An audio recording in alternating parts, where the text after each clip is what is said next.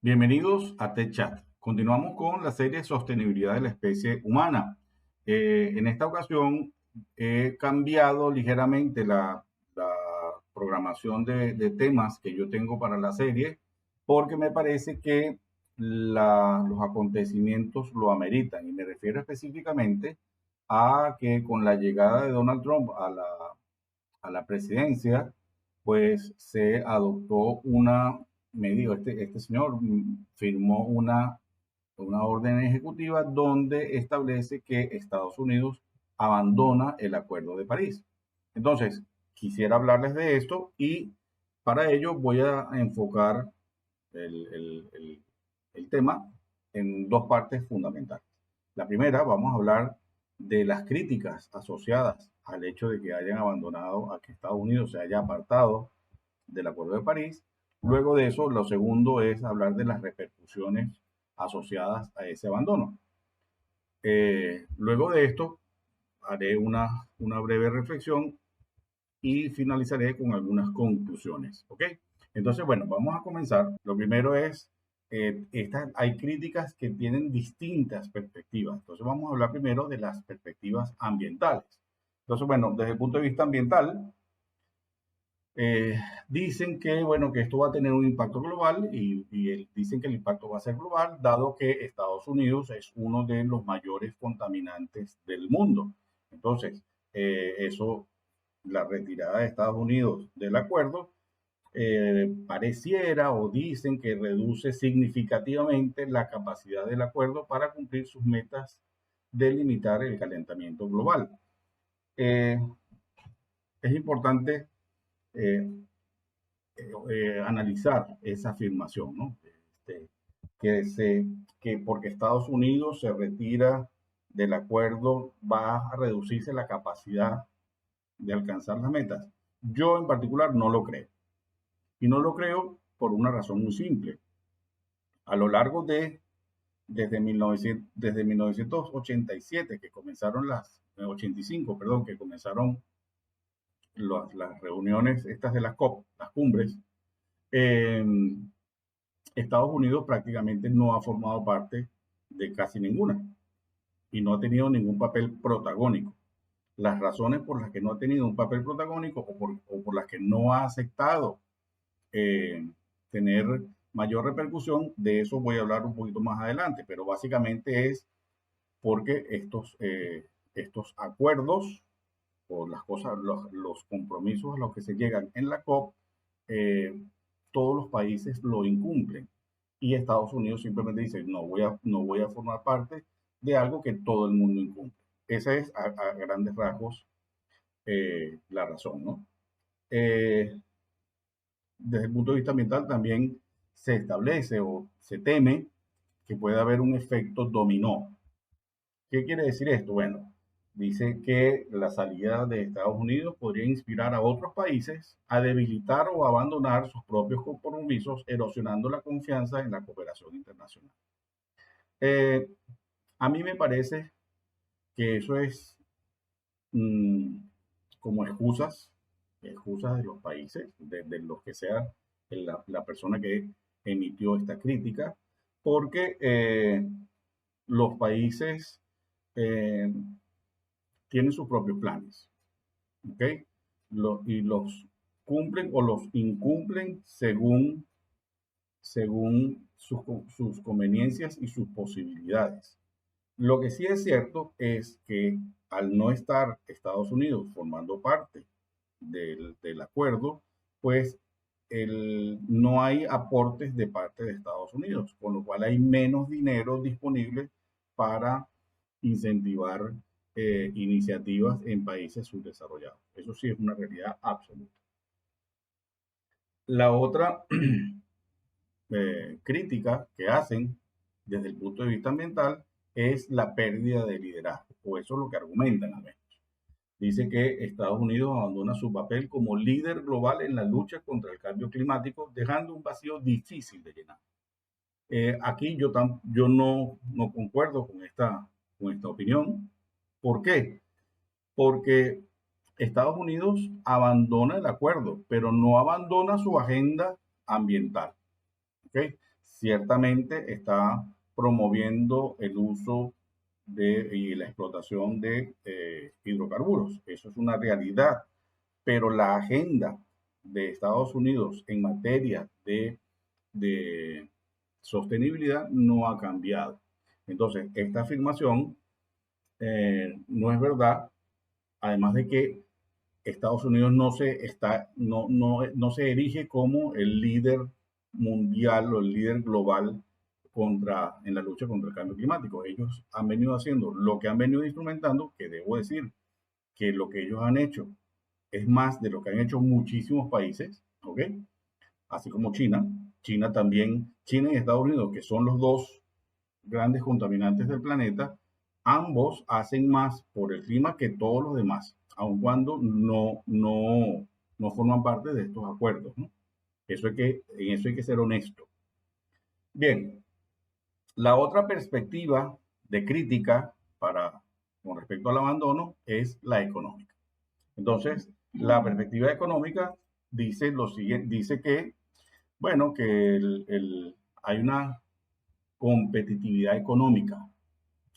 Entonces, desde el punto de vista de la competitividad económica, lo que dicen es que las regulaciones climáticas perjudican la economía estadounidense y que contrarrestan pues, el potencial económico de las energías renovables y la tecnología verde. Eso es verdad. Al quitarle, al, al suavizar las regulaciones climáticas, pues entonces las energías tradicionales cobran un poco más de protagonismo y ese protagonismo se lo van a robar a las energías renovables y a las tecnologías verdes, que no deben ser, la verdad es que no deben ser tiradas por el suelo. Lo lamentable de las tecnologías renovables, y eso hay que decirlo y aceptarlo, es que a pesar de la gran cantidad de recursos que se ha destinado, no se ha logrado que tanto los desarrollos solares como los eólicos o otras de menor significado, de menor participación, tengan el rendimiento y el aporte energético comparado con una planta que utiliza hidrocarburos. Estoy hablando de cantidades de megavatios. ¿Okay? Entonces, aun cuando las energías renovables se les ha metido mucho dinero, no se logra, esa es la realidad, no se logra producir o generar una cantidad eh, de vatios que compense o que sea comparable con los desarrollos tradicionales en donde se queman hidrocarburos. Eso es una realidad. Eh, impacto en la inversión global. Bien, dice que la retirada podría afectar los mercados de inversión, desincentivando el financiamiento en proyectos sostenibles. Esto es seguro. Si se abre el grifo o si se abre la posibilidad de invertir en energías convencionales, el dinero se va a ir hacia allá y se le va a quitar financiamiento a los proyectos sostenibles. ¿Por qué? Porque la cantidad de energía que se logra producir por los medios tradicionales son enormes respecto de lo que se logra producir con los proyectos sostenibles. ¿Esto es correcto? No, no es correcto, pero eso es una realidad. Desde la perspectiva política, las críticas son básicamente debilitamiento de alianzas internacionales. Eh, bueno, dice que la decisión fue criticada por líderes globales, especialmente de la Unión Europea, como una señal de falta de compromiso y fiabilidad en acuerdos multilaterales. Esta afirmación a mí me parece una afirmación temprana eh, y no honesta. ¿Por qué? Porque es fácil criticar, es fácil decir que hicieron mal, pero hay que tener eh, capacidad moral para cuestionar. Si, si los únicos que deberían cuestionar son todos aquellos que hayan permanecido en los acuerdos y hayan cumplido los acuerdos. Pero ¿cuál es la realidad? Los 196 países que firman, que vienen firmando de manera histórica los acuerdos a los que se llegan en estas cumbres de la COP, pues no cumplen los objetivos. Se sacan la foto, parecen muy preocupados por el clima, muy comprometidos con el clima, y cuando viene la próxima cumbre, dicen, no, lo tuvimos toda la intención, pero no llegamos, pero estamos súper comprometidos. Eso es fácil de hacer, eso es fácil de hacer. Entonces, decir ahorita que hay una falta de compromiso de parte de Estados Unidos con el cambio climático, cuando los demás países tampoco cumplen, pues me resulta una doble moral allí que, eh, en la que no deberíamos caer. Correcto no es que se haya salido, pero tampoco decir que van a ser, que no tienen capacidad de compromiso, me parece que es prematuro. Luego, desde el punto de vista político, se espera que haya un debate como consecuencia de la división interna. Bueno, esto no creo que le preocupe a nadie.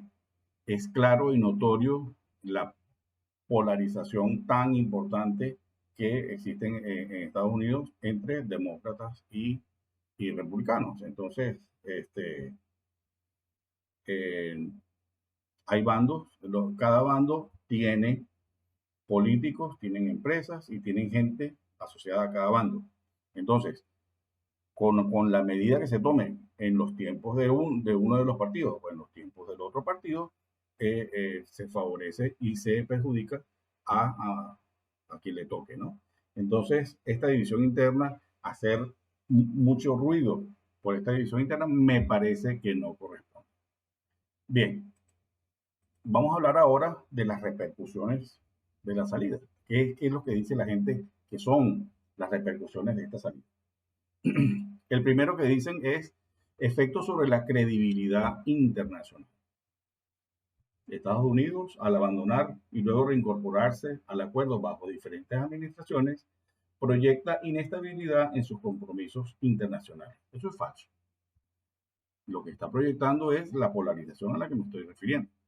Cuando están unos, están a favor de formar parte de los acuerdos de la cumbre, y cuando está el otro partido, pues está en contra. Eso no es inestabilidad, eso son posturas políticas, ¿no? Eh, lo otro, pues, que se dice es que los países en desarrollo que ya enfrentan grandes desafíos climáticos podrían interpretar esta retirada como una excusa para reducir su propio nivel de compromiso. No hay forma de reducir el nivel de compromiso de los países que no han cumplido nada. Si no lo cumplen, ninguno llega. Ninguno de los 196 firmantes llega ondeando una bandera de éxito. Todos llegan a decir, no cumplimos, la oposición no lo permitió. Entonces, eh, demonizar a Estados Unidos porque se salió de esto y decir, como Estados Unidos no estaba, pues yo tampoco lo hago. Eso no es correcto y sería utilizar de chivo expiatorio a Estados Unidos. Tengo que decir que yo no tengo una postura pro Estados Unidos eh, en esto, pero tengo que ser honesto en cómo y objetivo en cómo veo cada una de las críticas que se están lanzando. ¿Okay? Bien, eh, los efectos ambientales a largo plazo. Bueno, sin la contribución de Estados Unidos, la meta de mantener el calentamiento global por debajo de 2 grados se hace más difícil de alcanzar. Mm, eh, esto, esto, esto tiene muchos matices. ¿Por qué? Porque si bien, como dije al principio, Estados Unidos se sale del acuerdo, pero no abandona su propia agenda climática, este, se podría decir que da lo mismo que Estados Unidos siguiera en el acuerdo, porque ellos ya lo que iban a hacer, o lo que estaban dispuestos a hacer cuando eran firmantes, eso sí lo van a hacer. ¿Qué sí preocupa? Y es un punto de atención muy importante, es cómo va a ser la repercusión y la huella de carbono de esta frase de perfora baby perfora, ¿no? Porque la incorporación de o la disposición de más energía de fuentes tradicionales, sin duda alguna, va a tener una huella de carbono importante. Aun cuando lo que dicen los entendidos es que todo el hidrocarburo que se logre sacar de manera propia en terreno de los Estados Unidos, lo que va a servir es para sustituir la compra de otros hidrocarburos, de manera que la emisión seguiría siendo la misma. Lo que es distinto es el suministro, la fuente de suministro del crudo, ¿ok? Entonces, eso, eso está por verse. Luego están los efectos económicos y tecnológicos. Bien, aquí hay también mucha tela que cortar porque, bueno, la pérdida de oportunidad para liderar la transición energética global hacia tecnologías renovables. Sí, sí, puede haber un efecto sin duda alguna, una pérdida en la oportunidad de ser líder en esa transición. Que yo, eh, la condición de líder de los Estados Unidos y de China en la transición energética no ocurre, ellos no son líderes porque firman ese acuerdo. Ellos son líderes porque trabajan y quieren disminuir el impacto o mitigar su propia huella de carbono asociada a sus sistemas de desarrollo. Entonces, esto de esa pérdida de oportunidad, yo no lo creo, porque todo el que quiera hacer negocio, si Estados Unidos le dice a cualquier país o a cualquier empresa, quiero hacer negocio contigo, independientemente de que forme parte del acuerdo o no, este, las empresas van a correr a decir que sí, porque sin duda alguna representa una oportunidad económica que no se puede despreciar.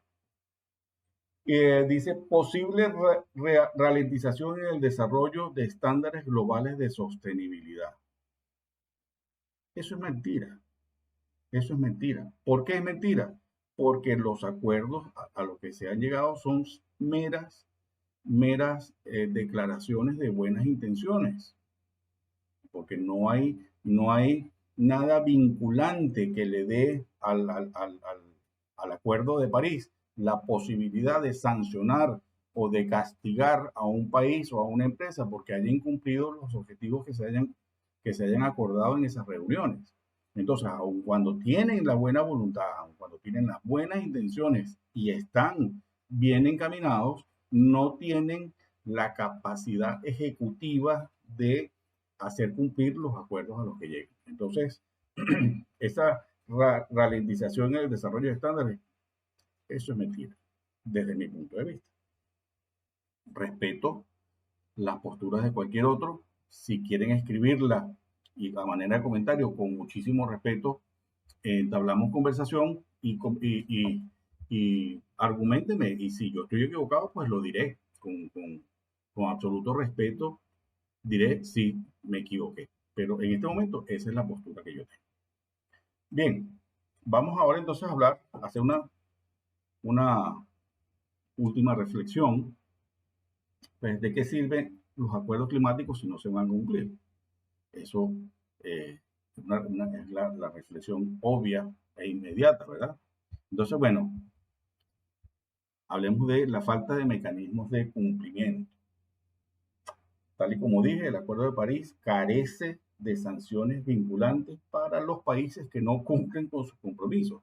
No tienen el poder ejecutivo de torcerle el brazo a los países que incumplan. Y es por eso que cada reunión, los países van a esas reuniones, decir, tuvimos la mejor intención y teníamos toda la ilusión, pero no pudimos. Y entonces íbamos a disminuir las emisiones, pero resultó fue que las aumentamos. Esa es una realidad. Entonces, estos acuerdos, lamentablemente, hay que decirlo, no cuentan con los mecanismos que vinculen, que obliguen, que sancionen a los países que incumplan los acuerdos que firman cada 2 años. ¿Okay? Eh, esto, yo no sé a quién le sirve esto, pero bueno, dicen que estos acuerdos sirven para establecer compromisos simbólicos para países como China o para la Unión Europea. Eh, significan que hacen anuncios ambiciosos y luego no implementan las medidas en el tiempo al que se comprometen y queda como si nada. Pero lo que sí queda es una foto donde fueron y declararon las intenciones de hacer algo por el clima. Pero la realidad, la verdad verdadera, es que no deja de ser un acto político, donde van allá, se sacan una foto, parecieran muy preocupados por el clima y luego no pueden instrumentalizar nada de lo que acuerdan, porque los países tienen problemas por las razones que sean. Entonces, eh, estos compromisos simbólicos yo no sé a quién les sirve la verdad. Hay algo que sí ocurre y es la inequidad global. Los países desarrollados han prometido financiación climática para los países en desarrollo, pero estos compromisos a menudo no se materializan en la escala prometida. Eso es una realidad. Eh, ¿Es correcto? No. ¿Se puede entender? Sí. Esto es equivalente a que si lo llevamos a la economía doméstica, si tú tienes un dinero que tienes ahorrado y alguien cercano a ti tiene una necesidad, tú agarras ese dinero, mira, aquí está para ayudarte a cubrir la necesidad que tienes. Pero si el caso no es que no tienes nada ahorrado y llega la persona a decir, oye, ¿sabes que tengo este problema? ¿Qué le vas a decir? Oye, no te puedo ayudar porque no tengo. Entonces, la realidad es que los países enfrentan sus propias crisis y cada vez están menos dispuestos a entregar cantidades de dinero para el desarrollo de otros países. ¿Eso es correcto? No, no es correcto porque buena parte de la crisis de muchos países subdesarrollados son consecuencias de las explotaciones que hacen los países desarrollados. Eso es una realidad. Pero hasta que, mientras se mantenga esto de que no hay mecanismos que obliguen al cumplimiento, no vamos a, esta inequidad global va a continuar. Bien, eh, hablemos de las alternativas y soluciones propuestas. ¿Qué, qué sería lo recomendable allí? Bueno, es necesario fortalecer los acuerdos, introducir sistemas de verificación obligatoria con penalizaciones para países que no cumplan. Esta frase es fácil de leer, pero implementar me resulta difícil porque todos los países van a invocar su derecho soberano a regir cada uno de sus países. Entonces, introducir sistemas de verificación obligatoria con penalizaciones para países que no cumplan, me parece que eh, se va a quedar en retórica. Y eso va a hacer que estas cumbres no pasen de ser un simple saludo a la bandera, ¿no? Reforzar la financiación climática para países en desarrollo, asegurando que los compromisos se conviertan en inversiones tangibles. Un poco más de lo mismo. Eh, se puede, buena parte de la reticencia de los países desarrollados de dar dinero a los países que están en vías de desarrollo es porque los países que están en vías de desarrollo tienen un montón de necesidades. Y lógicamente, cuando les llega algún dinero, pues entonces las necesidades primarias surgen como las grandes protagonistas y desvían dinero para eso. ¿Está mal? está mal porque se suponía que era para cubrir otra cosa. ¿Se puede entender? Yo al menos lo entiendo. Eh, la situación en ese aspecto es bien complicado porque al establecer ese marco de soberanía de los países, pues hace que sea infranqueable cada uno o sea, no hay forma de obligar realmente a los países a hacer algo, ¿no? Eh, bueno, entre las otras soluciones está el liderazgo local y empresarial. Eh, Estados Unidos, perdón, en Estados Unidos existen ciudades, estados y empresas que están haciendo grandes esfuerzos por cumplir con las metas climáticas. ¿Sí? Eso es innegable. Hay estados de los Estados Unidos, empresas y organizaciones y gente que está muy comprometida con el cambio climático. Entonces, ¿qué es lo que eso demuestra? Que muy probablemente estos acuerdos son innecesarios porque la comunidad de cada país puede tener una masa crítica que mueva los acuerdos y las acciones que son necesarias a tomar, ¿no?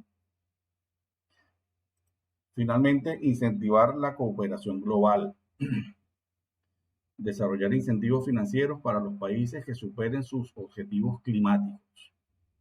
Sí, eso ya es una promesa que se acordó en el Acuerdo de París que anualmente se iban a recolectar 500 mil millones de dólares para países, eh, para que los países alcanzaran sus objetivos climáticos. Esos dineros no se han logrado eh, recolectar. Los que dijeron que iban a poner dinero no lo han puesto. Crear alianzas regionales más fuertes para compartir tecnología y recursos. Yo creo que esto sí se está haciendo eh, en materia, en materia de tecnología, en el área de sostenibilidad. Están compartidos todos los esquemas, todas las iniciativas, todos los casos de triunfo, todos los casos de éxito se comparten y eh, se procura en la medida de lo posible masificarlo, ¿no? Entonces, esto yo creo que se puede mejorar, debe promoverse, pero ya se está dando. Ok, como conclusiones finales, debo decirles lo siguiente. Esto es mi opinión. La decisión de Estados Unidos de abandonar el Acuerdo de París subraya la importancia de reforzar los acuerdos internacionales con medidas más estrictas y un enfoque colaborativo. Si eso no ocurre, de nada van a servir estos acuerdos. Si no hay medidas que obliguen realmente, todos esos acuerdos es letra muerta. Entonces, si bien la salida de Estados Unidos del acuerdo debilita temporalmente la lucha contra el cambio climático, la debilita en cuanto al show, en cuanto a lo que se muestra, pero en efectivo no la debilita en nada, realmente. Eh, entonces, si bien ocurre que debilita desde ese punto de vista la lucha contra el cambio climático, queda resaltada o se hace énfasis en la necesidad de acción urgente e individual, no solo a nivel gubernamental, porque esto no es una cuestión de solamente de gobiernos, es una cuestión de todos y cada uno de nosotros. Entonces, eh, hay que crear una conciencia entre las comunidades, entre las empresas y los ciudadanos para que entre todos le arrimemos el hombro al caso climático. Hay muchísimas cosas que podemos hacer y que lo conversaremos en próximos videos. Entonces, la lucha climática necesita más que acuerdos, necesita acciones reales. Esto ya, esta suerte de fotografías de gente que pareciera estar comprometida está agotada, no sirve para nada. Se necesitan hechos concisos, precisos y tangibles. ¿Okay? Entonces, surge la pregunta lógica: si los acuerdos climáticos son ignorados por la mayoría, ¿realmente tiene sentido o necesitamos un enfoque diferente? Entonces, aun cuando hay gente que pudiera decir que más vale malo conocido que bueno por conocer, podríamos decir que aunque el Acuerdo de París no es perfecto, por lo menos se tiene y da un marco global a la lucha contra el cambio climático. Ciertamente considero que es necesario fortalecer los mecanismos de monitoreo y la responsabilidad para garantizar que estos compromisos se traduzcan en acciones reales. Y esto lo estoy diciendo y ya he enmarcado lo difícil que es monitorear esas acciones reales. ¿Qué queda finalmente? El cambio no tiene por qué comenzar por allí, pero estaría muy bien que comenzara con acuerdos globales. Pero lo que esos acuerdos globales se van a materializar es con acciones locales. Y en acciones locales estamos tú y estoy yo. Estamos las comunidades, las empresas y los gobiernos comunitarios. Entonces, yo creo que está bueno pensar en esos acuerdos como que esas son de ahí van a venir las directrices. No, cada población tiene condiciones particulares y las acciones se tienen que tomar según las posibilidades y las necesidades de cada punto de la Tierra. No es lo mismo la contaminación en los Estados Unidos a la contaminación en Finlandia, a la contaminación en el Congo, a la contaminación en la selva amazónica. ¿Okay? Entonces, eh, es importante que las medidas estén adecuadas a cada sitio. Y finalmente, no podemos permitir que los compromisos vacíos definan el futuro de nuestro planeta. Con todo respeto, me refiero a esos acuerdos como acuerdos vacíos, porque si les llaman acuerdos y no tienen cómo regular, eso no es ningún acuerdo, es una declaración de buenas intenciones. Y no es suficiente una declaración de buenas intenciones. Entonces, te hago un llamado a ti para que, una vez más, tomemos iniciativa desde lo individual. Si después llega a los gobiernos, llegará.